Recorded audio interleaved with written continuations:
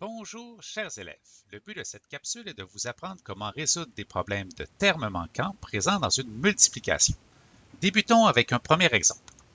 Karine possède 24 billes et elle en a 3 fois plus que Martin. Combien de billes Martin possède-t-il? Je vous invite toujours à entourer les informations importantes et à encadrer la question.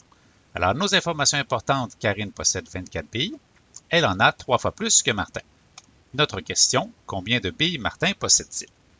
Nous devons ensuite trouver une équation mathématique qui nous permettra de résoudre ce problème.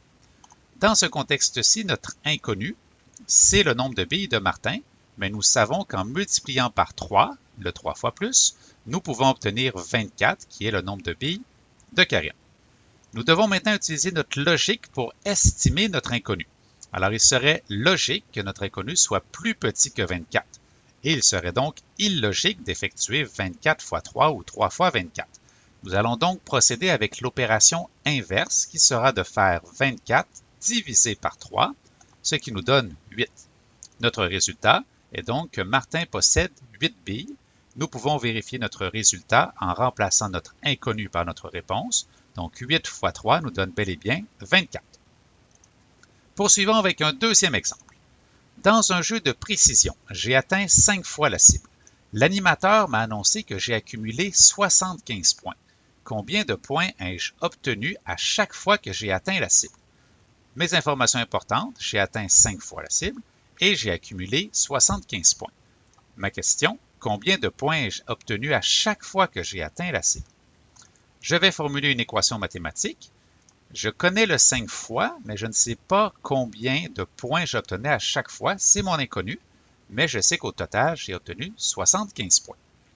Je vais donc utiliser ma logique pour constater que mon inconnu doit être plus petit que 75.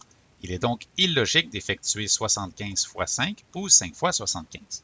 Je vais encore une fois procéder avec l'opération inverse qui est la division en effectuant 75 divisé par 5, ce qui me donne 15. Ma réponse, j'obtenais 15 points à chaque fois que j'atteignais la cible. Si j'effectue 5 fois 15, j'obtiens bel et bien 75.